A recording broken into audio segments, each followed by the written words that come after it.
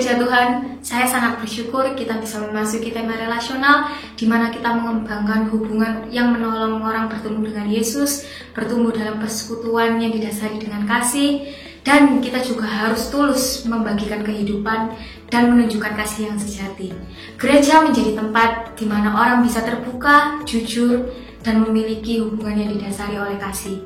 Mari kita mengajak setiap orang untuk bisa merasakan nilai dan penghargaan atas diri mereka melalui ibadah dan persekutuan care yang bisa menjadi wadah untuk saling menguatkan, mendukung, dan mendisiplin. Selamat beribadah, Tuhan Yesus memberkati.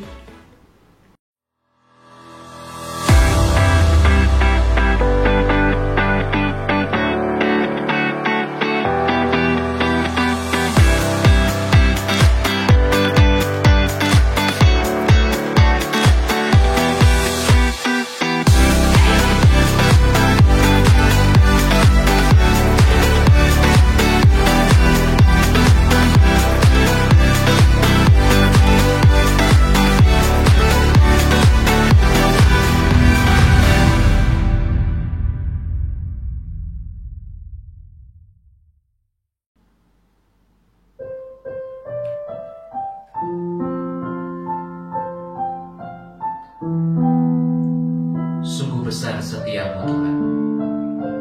Apa yang dapat kami berikan selain hati yang memuji dan menyembah?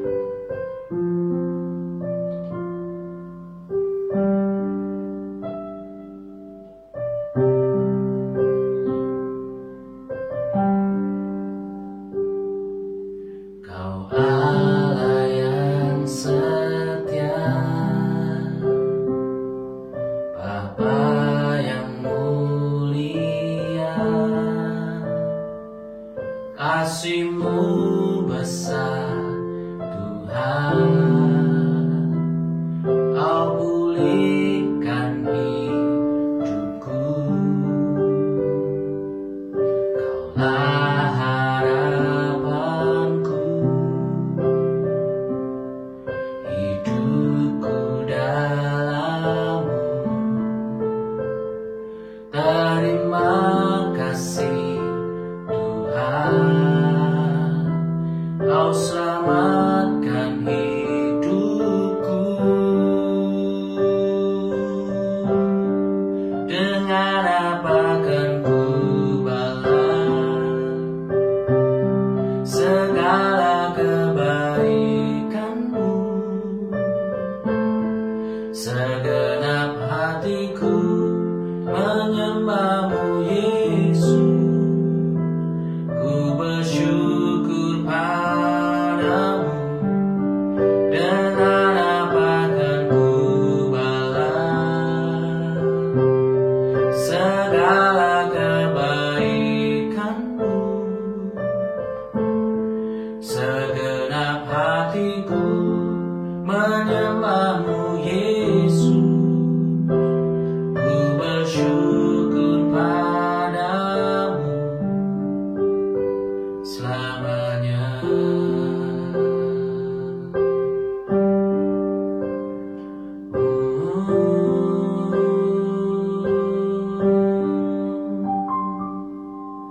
Kaulah harapanku,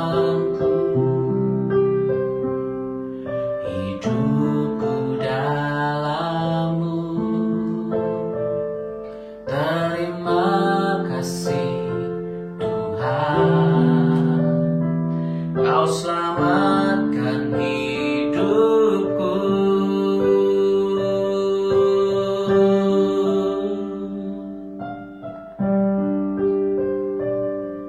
Dengan apa akan ku balas segala kebaikan-Mu? Segenap hatiku menyembah-Mu Yesus, ku bersyukur padamu. Dengan apa akan ku balas segala kebaikan-Mu? Segenap hatiku menyembah-Mu Yesus, ku bersyukur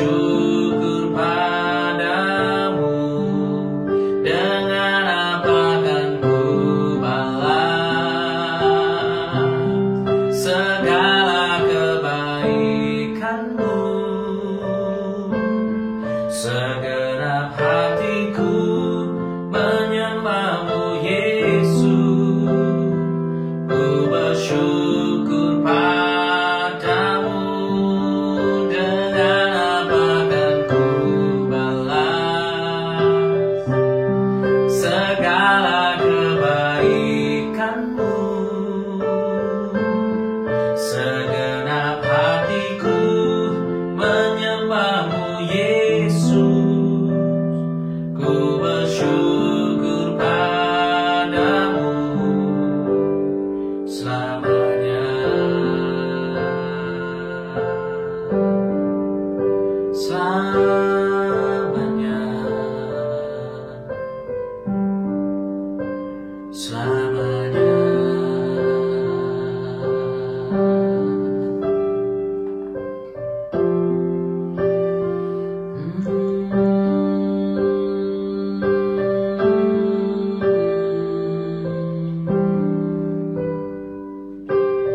Sungguh besar setiamu, sungguh besar setiamu, sungguh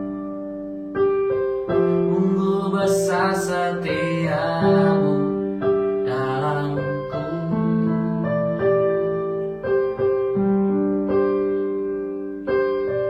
Sungguh besar setiamu, sungguh besar setiamu, sungguh besar setiamu dalamku.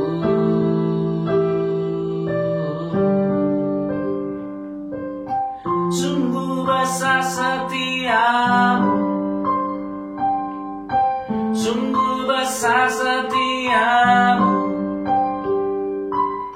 sungguh besar setiamu dalamku.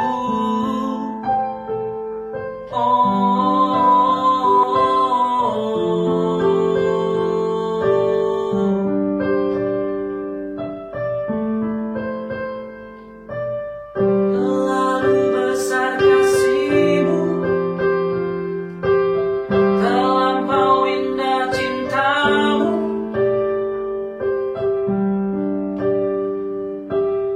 tak terselami oleh akal pikiranku.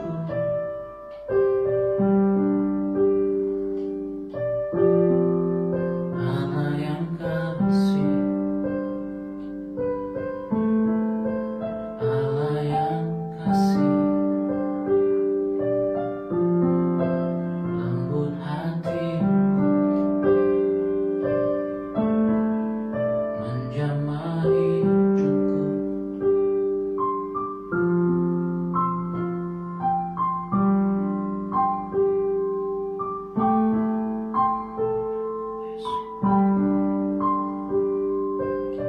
Sungguh besar setiamu, sungguh besar setiamu, sungguh besar setiamu dalamku, dalamku.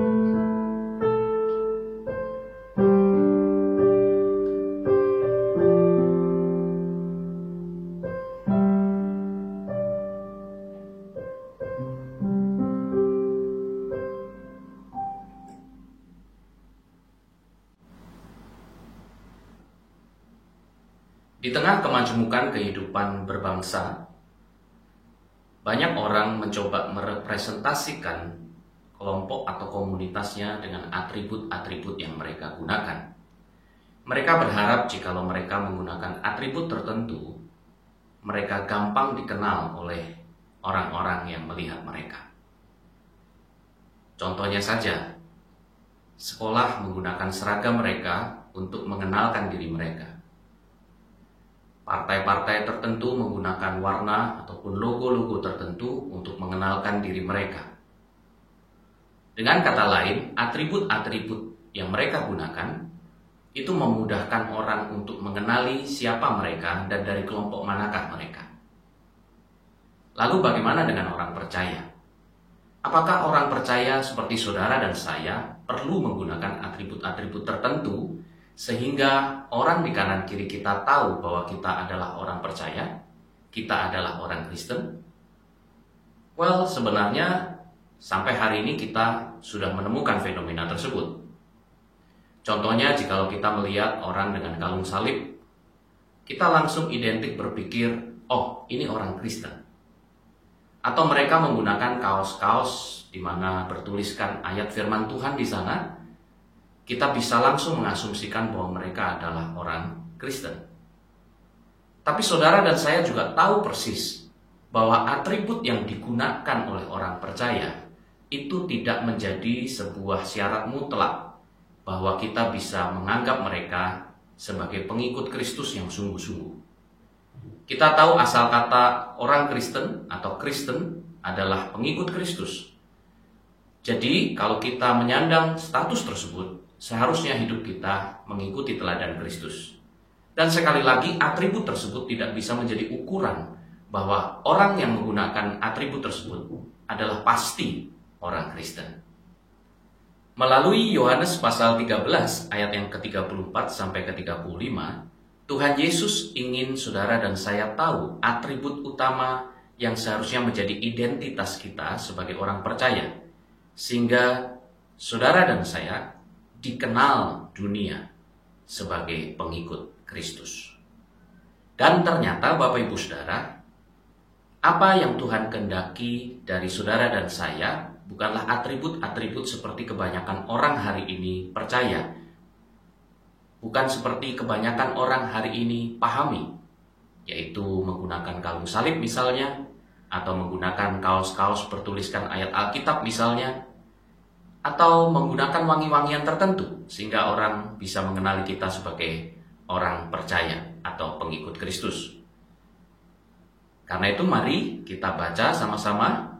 Saya mengajak Bapak Ibu Saudara dimanapun saudara berada untuk membuka Alkitab saudara, atau saudara bisa melihat di layar monitor Anda, dan kita akan membaca ayat ini, ayat yang terkandung dalam satu perikop berjudul Perintah Baru, sebagai landasan firman Tuhan hari ini. Kita akan membacanya sama-sama 1, 2, dan 3. Aku memberikan perintah baru kepada kamu, yaitu supaya kamu saling mengasihi. Sama seperti aku telah mengasihi kamu, demikian pula kamu harus saling mengasihi. Dengan demikian semua orang akan tahu bahwa kamu adalah murid-muridku, yaitu jikalau kamu saling mengasihi. Sekali lagi, yaitu jikalau kamu saling mengasihi. Jadi ternyata firman Tuhan di sini baru saja kita baca mengingatkan saudara dan saya bahwa atribut utama orang percaya adalah kasih. Tunggu, bukankah orang dunia juga mengenal kasih? Bukankah orang dunia juga punya kasih? Buktinya kita melihat orang dunia membuat lagu-lagu tentang cinta, bahkan kita bisa menemukan berjuta-juta lagu dan syair tentang cinta. Mereka juga punya cinta, mereka juga punya kasih. Tentu, kalau kita bicara bahwa atribut kita adalah kasih, harus ada kasih yang berbeda dari kasih yang ditawarkan dunia, sehingga mereka bisa mengenali saudara dan saya sebagai pengikut Kristus. Oleh karena itu, mari kita akan mengupas firman Tuhan bersama-sama, dan kita mau sama-sama membuka hati supaya saudara dan saya sama-sama belajar memiliki kasih seperti kasih yang Tuhan maksudkan, sehingga saudara dan saya dikenal oleh dunia sebagai pengikut Tuhan. Dan bukan hanya dikenal, saya berdoa, tapi supaya saudara memberkati dunia dengan kasih yang Tuhan maksudkan. Nah, Yohanes pasal 13 menjelaskan dengan luar biasa indah tentang kasih yang Tuhan maksudkan itu. Kita mulai dari ayat yang ke-34. Aku memberikan perintah baru. Perintah baru, kenapa disebut perintah yang baru? Saudara, kita tahu sebetulnya sejak Perjanjian Lama tidak ada yang berubah dalam perintah Tuhan. Perintah yang utama sama, kasih Tuhan Allahmu, kasih sesamamu. Tetapi kenapa dikatakan baru? Karena kita tahu bahwa pada saat Perjanjian Lama ditulis, Kristus belum hadir di dunia ini untuk menebus saudara dan saya, kita tahu saudara, ukuran kasih itu adalah mengasihi sesama seperti mengasihi diri sendiri. Karena sekali lagi Kristus belum berkorban bagi saudara dan saya di atas kayu salib. Dia belum mati bagi dosa saudara dan saya. Itu kenapa gambaran-gambaran yang diberikan di dalam perjanjian lama hanya mewakili apa yang akan dilakukan Yesus di muka bumi ini. Dan Bapak Ibu Saudaraku, kita melihat setelah Yesus hadir di muka bumi, ukurannya diperbaharui. Ukurannya adalah bagaimana Kristus mengasihi saudara dan saya. Itulah kasih yang harusnya kita miliki sebagai orang percaya. Itu sebabnya kelanjutan dari ayat 34 itu dikatakan, yaitu supaya kamu saling mengasihi sama seperti aku telah mengasihi kamu. Inilah standar yang Tuhan mau, saudara. Inilah kasih yang membuat saudara dan saya berbeda. Inilah kasih yang membuat kita dikenal oleh dunia. Inilah kasih yang membuat Kristus dikenal melalui kehidupan kita sebagai orang percaya. Pada saat orang dunia melihat kasih yang seperti ini, kasih seperti Kristus mengasihi kita, maka apa yang terjadi? Dunia bisa melihat dan menyaksikan Tuhan Yesus merasakan kasihnya melalui saudara dan saya sebagai alatnya. Nah, kasih yang seperti apa? Kasih Kristus adalah kasih yang identik dengan kasih yang penuh dengan pengorbanan. Sekali lagi, kasih yang penuh dengan pengorbanan. Kebanyakan orang di dunia lebih suka menjadi objek kasih ketimbang menjadi subjeknya. Mereka lebih suka dikasihi, lebih suka disayangi, lebih suka dipuji, lebih suka dihargai, ketimbang menjadi subjek yang memberikan. Memuji, menghargai, mengasihi orang lain. Konsekuensinya lebih banyak, konsekuensinya lebih berat, tantangannya tidak mudah kadangkala. Tetapi kalau kita hanya sebagai objeknya, itu menyenangkan sekali. Nah, itu yang menjadi alasan kenapa kebanyakan orang dunia menjadi salah tafsir, salah mengerti tentang kasih. Kasih mereka lebih kepada simbiosis mutualisme. Kalau kamu menguntungkan saya akan mengasihi kamu. Kalau kamu menyukakan hati saya juga akan tetap mengasihi kamu. Jadi intinya adalah kalau itu menguntungkan saya. Inilah kebanyakan orang dunia melakukan kasih.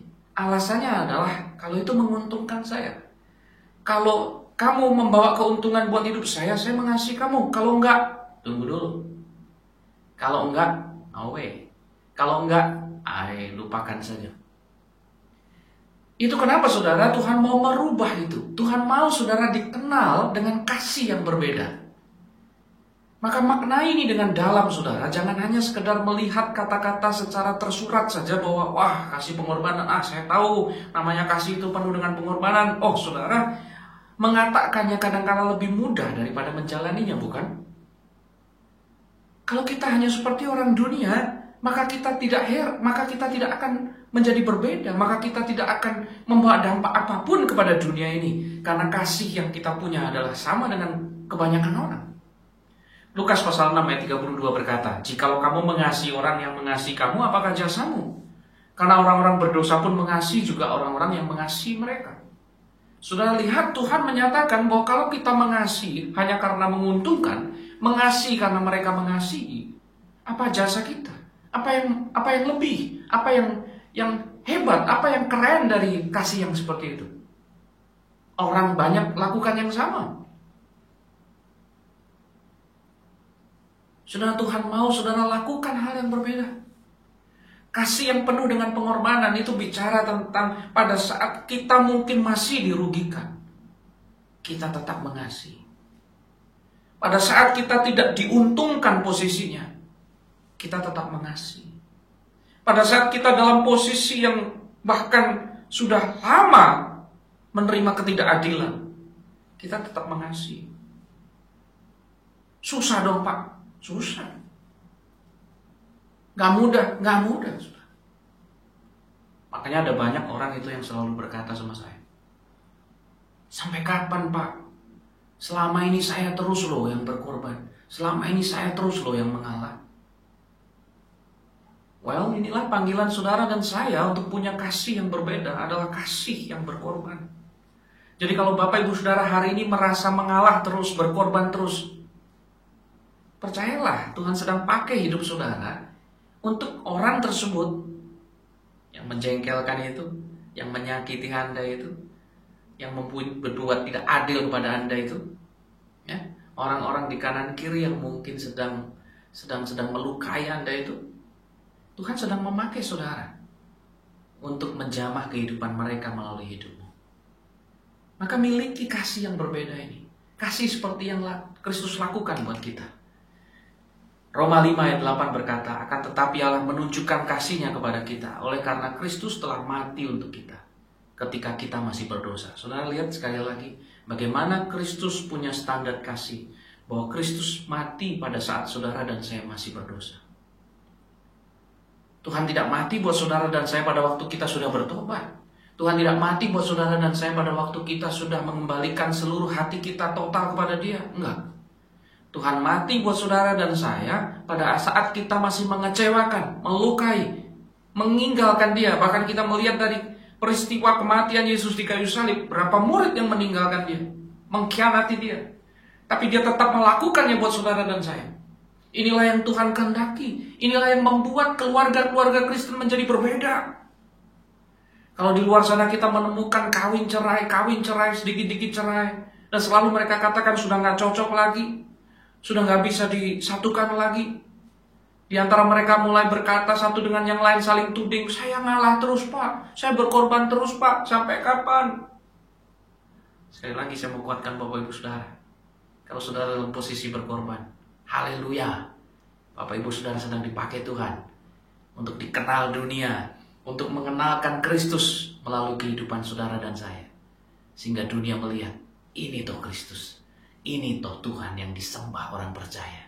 Kasih yang penuh dengan pengorbanan, kasih yang mau membayar harganya, kasih yang aktif memulai, tidak perlu menunggu, wait and see, menguntungkan atau enggak.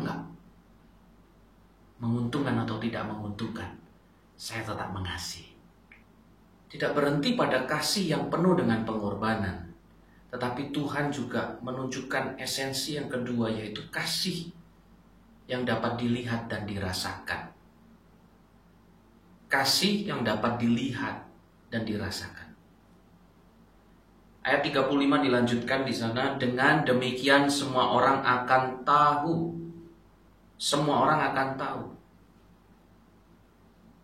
Artinya, semua orang bisa lihat, bisa rasakan itu kasih, saudara. Bahwa kamu adalah murid-muridku, yaitu jikalau kamu saling mengasihi, kata firman Tuhan. Jadi kasih itu bukan hanya penuh dengan pengorbanan, tetapi kasih itu perlu dilihat, perlu dirasakan. Karena banyak orang pandai ngomong sayang, pandai ngomong cinta, pandai ngomong mengasihi, tetapi tidak dengan prakteknya. Tetapi tidak dalam kehidupan nyata, dalam kehidupan sehari-hari yang sesungguhnya. Sekali lagi saya katakan, memang kasih itu lebih mudah diucapkan daripada dijalani. Dan Tuhan mau saudara dan saya punya kasih yang kita jalani, kita hidupi setiap hari. Sehingga setiap kali dunia melihat saudara dan saya dengan transparansi kita, dengan integritas kita, dengan kejujuran hidup kita, bahwa kita bukan hanya di depan orang kita mengasihi, tetapi di belakang orang kita juga mengasihi, maka di sanalah mereka bisa mengenal Yesus, mereka bisa mengenal kasih Bapa. Dunia boleh menerima berita baik melalui kehidupan saudara dan saya. Hidup orang percaya sering digambarkan sebagai terang. Matius 5 ayat 16, demikianlah hendaknya terangmu bercahaya di depan orang. Saya garis bawahi kata yang pertama, di depan. Ya, kata depan artinya ada posisi di mana itu gampang sekali terlihat, gampang sekali disaksikan. Dan ditegaskan di sana supaya mereka melihat. Saudara lihat, Tuhan mau saudara memiliki kasih yang bisa dilihat, bisa dirasakan. Dan itu bukan hanya untuk saudara dikenal, saudara menjadi eksis, saudara menjadi viral seperti keinginan kebanyakan orang hari ini, bukan. Tetapi ada tujuan di sana, dikatakan supaya mereka melihat perbuatanmu yang baik dan memuliakan Bapamu yang di surga.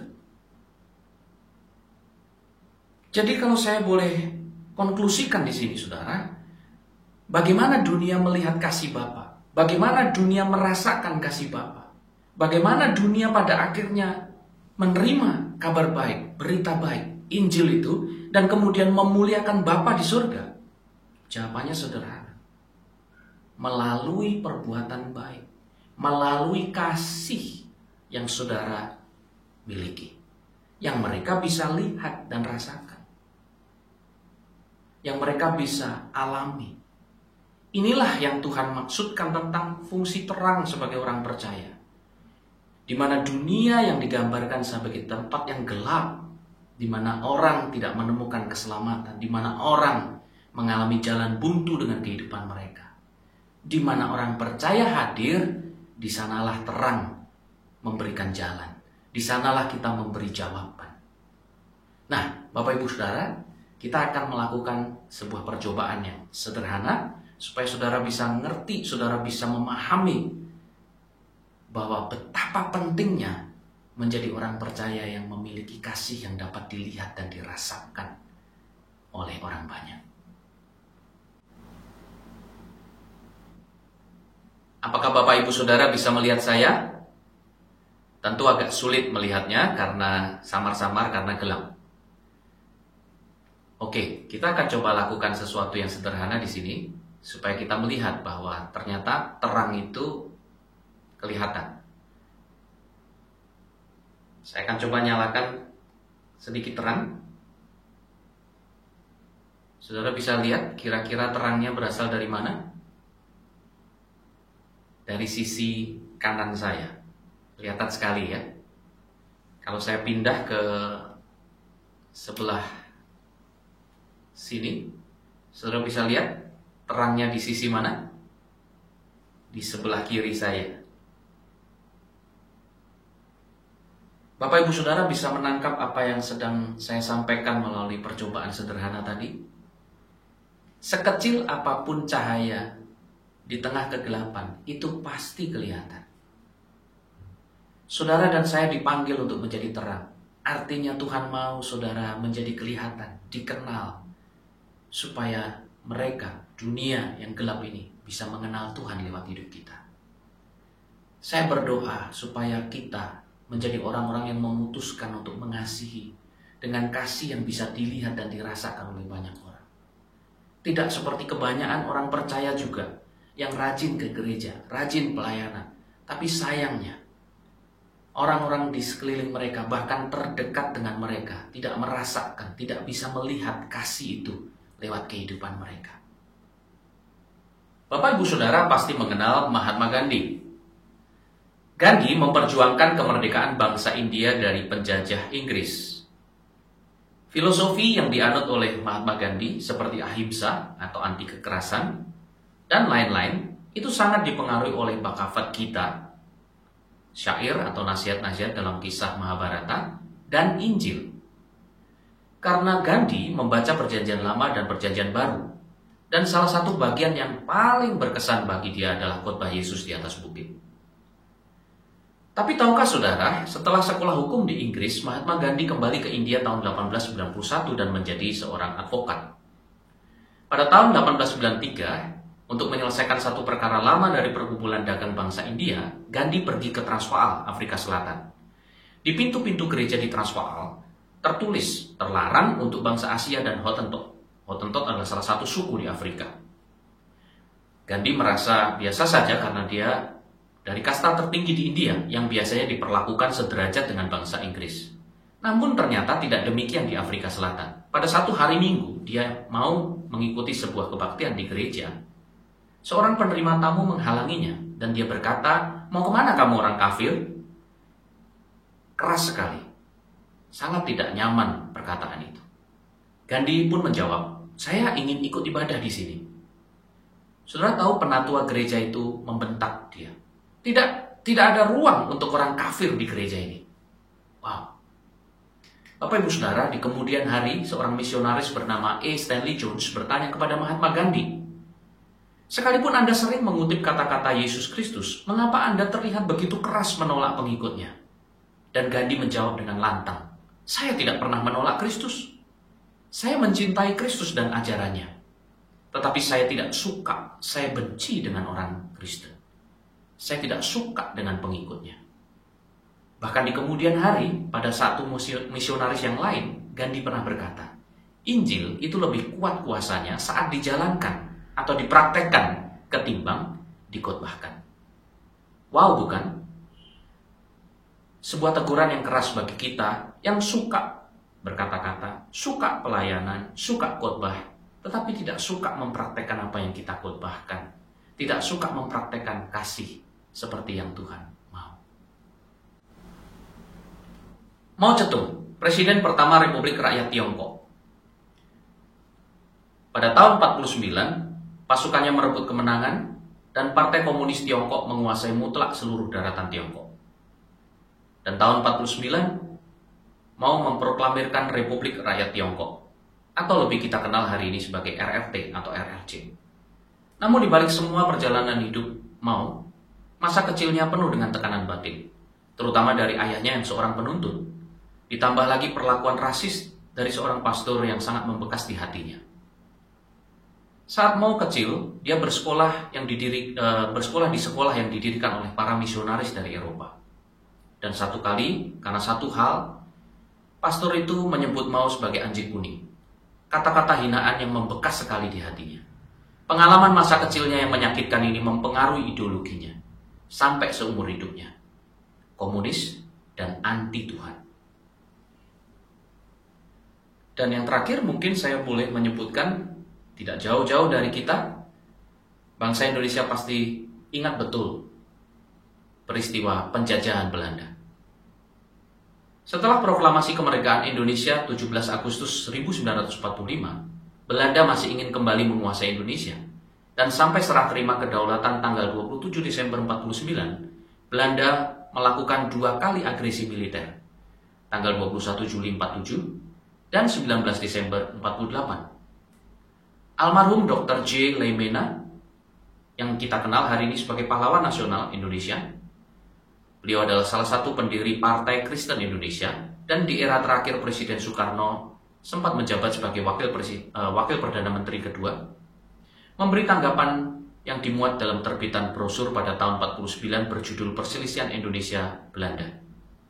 Kutipan itu berkata seperti ini, berulang-ulang saya, maksudnya adalah Dr. Leimena, telah menerangkan kepada anggota-anggota delegasi Belanda dan dari delegasi menteri-menteri bahwa suatu aksi militer akan merugikan pekerjaan gereja.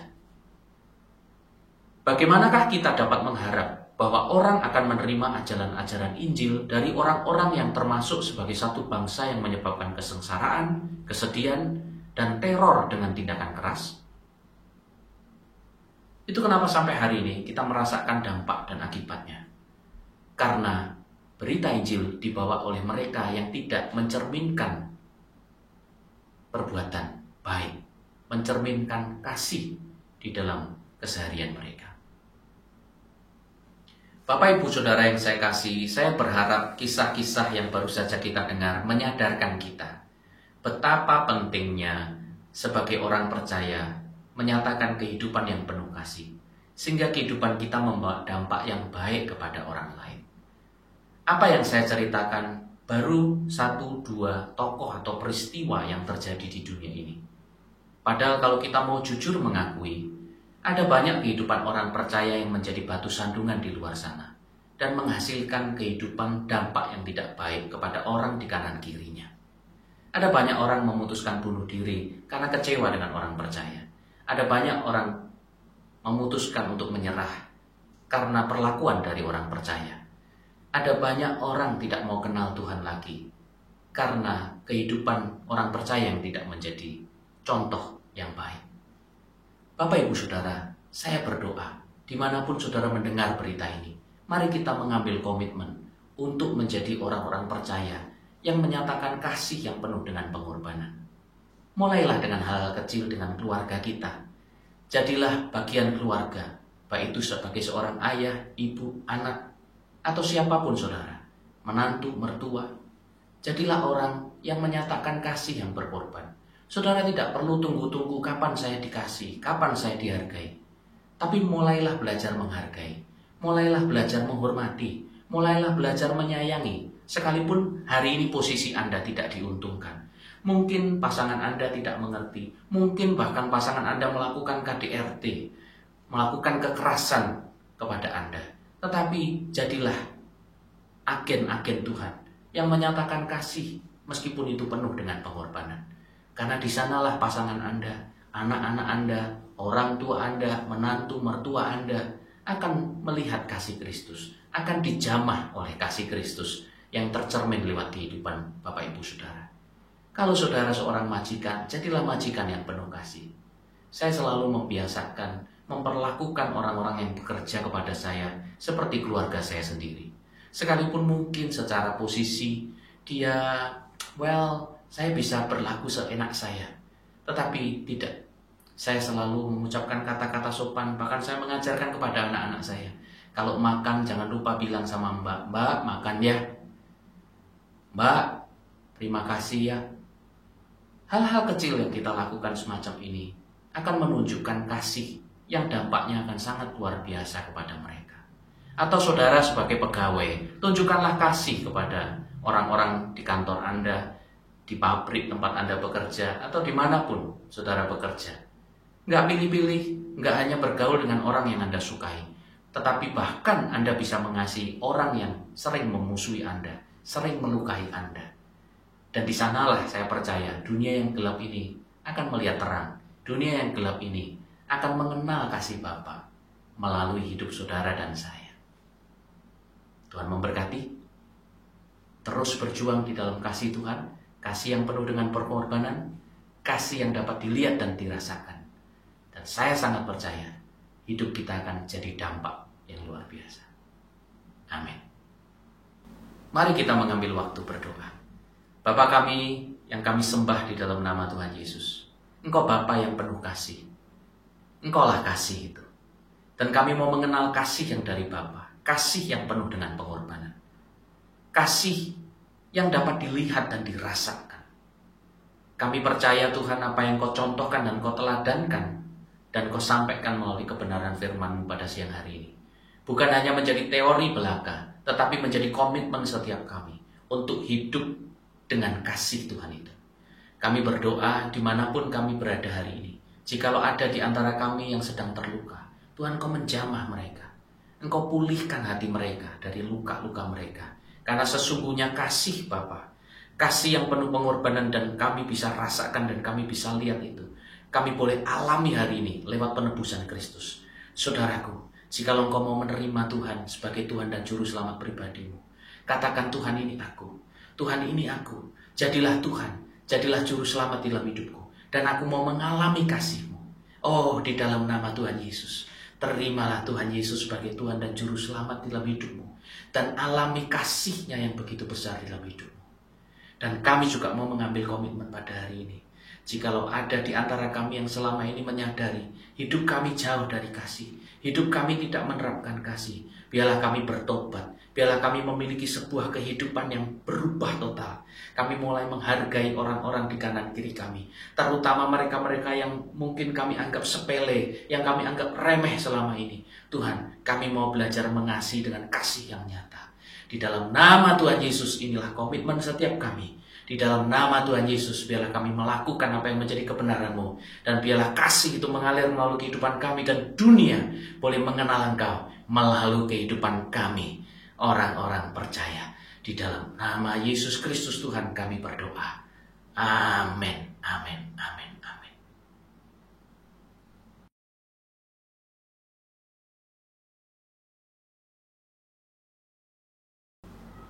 Bapak Ibu Saudaraku, angkatlah kedua tanganmu tinggi. Terimalah berkat dari Allah Bapa, Putra, dan Roh Kudus, yaitu berkat di dalam nama Tuhan Yesus Kristus. Biar hidupmu dilimpahi dengan kasih-Nya.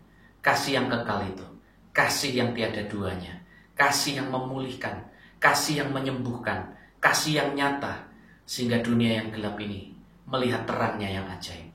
Di dalam nama Tuhan Yesus, haleluya, haleluya, berkat Tuhan atasmu. Amin, amin, amin.